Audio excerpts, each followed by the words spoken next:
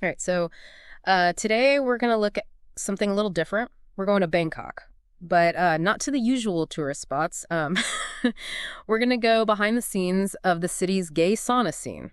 Oh, wow. Okay. Yeah, and specifically a place called Maxwell Onsen. Okay. And our guide for this deep dive is going to be Matt Cullen. He's an American gay travel vlogger who documents his experiences in cities all over the world. Yeah, that's interesting. Because when we think about travel vlogs, we picture these glossy, highly produced pieces. But what Matt is doing with his videos is providing a really raw, unfiltered look at gay culture in various locations. Yeah. Which is something we don't often see. Yeah. What I like about Matt's approach is his eye for detail. He doesn't just tell you about a place. He really paints a picture with his words. Yeah. Like with Maxwell Onsen, he describes it as this really modern, clean space, almost like a spa, Okay. You've got your hot tubs, your communal showers, your sauna steam room. Right. All the usual amenities. Yeah, all the usual amenities. But then he mentions this detail that totally caught me off guard. A Christmas tree. What? Yeah. In the middle of it all. Huh. That's so interesting. That's more than just a quirky detail, though. I think that speaks to a conscious effort to create a certain atmosphere. Maybe even challenge some preconceived notions about what a gay sauna is supposed to be. It could be a way of making it feel more welcoming, more inclusive, even a bit festive. Yeah, I'm curious about that because he also talks about feeling a bit anxious about filming his experience, getting permission and all that. It makes you wonder about the cultural differences and attitudes towards filming in these spaces. Right, because what might be considered acceptable in one culture might not be in another. And remember, this isn't just a travel vlog. He's specifically targeting a gay audience. Right. So there's an added layer of sensitivity there, especially when you consider how LGBTQ plus issues are perceived and treated in different parts of the world. Yeah, he actually had a pretty awkward experience trying to film at another sauna in Bangkok called Saunamania, which apparently caters to a more daddy scene. Yeah. Think older, more experienced guys. And the staff there just shut him down completely. Wow, and that contrast is so important. It highlights that even within the gay community, you have different subcultures, different comfort levels, different ways of navigating these spaces. Yeah.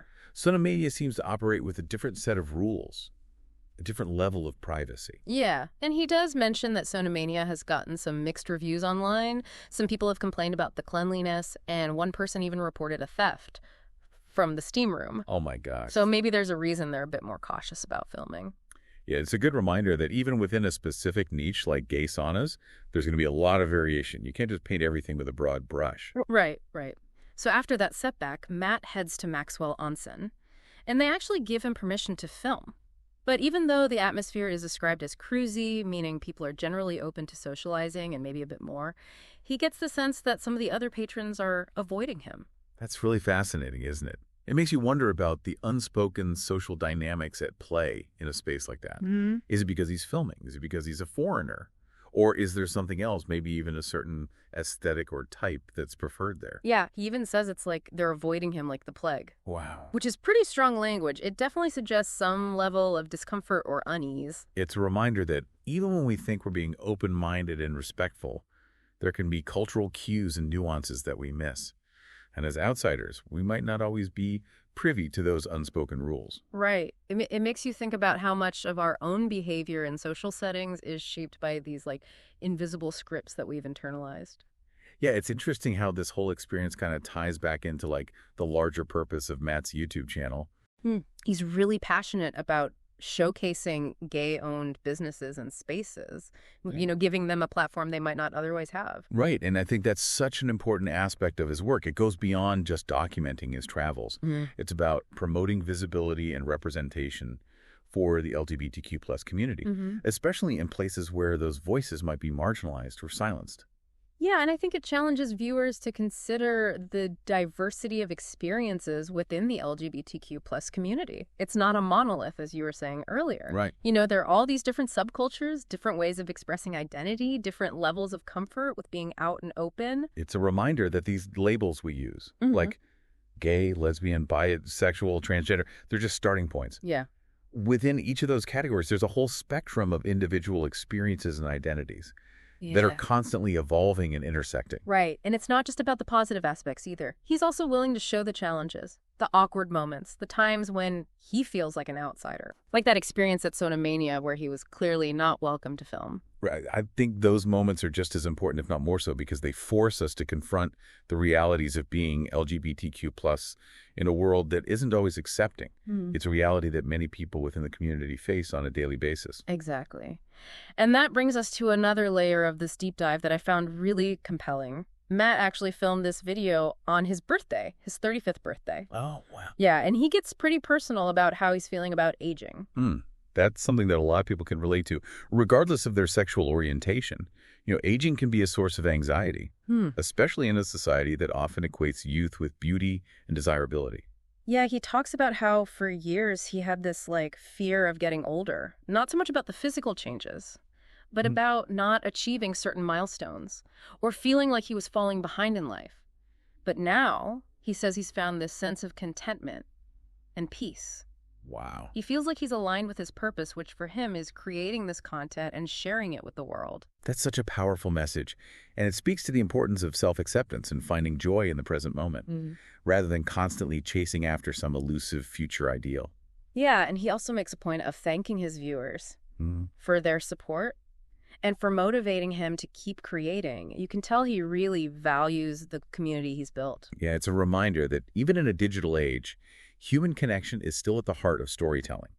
His viewers aren't just passive consumers, they're active participants in his journey.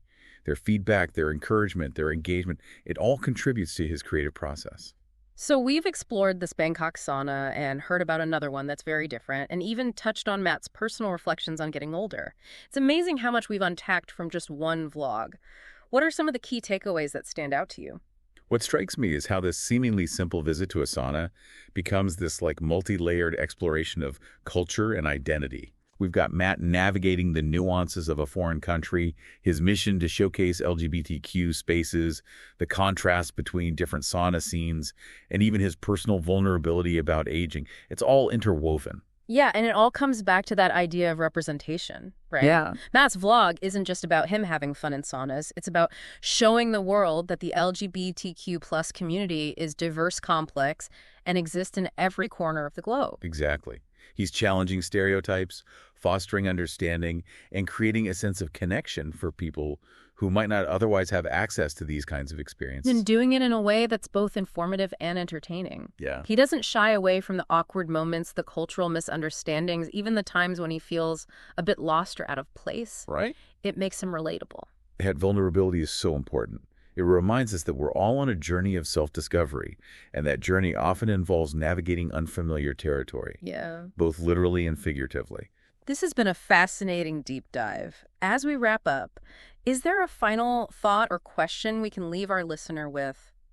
Something to ponder after they finish listening. Well, we've talked a lot about cultural differences, so maybe this. How do those differences shape the way we experience social spaces, especially those that cater to specific communities?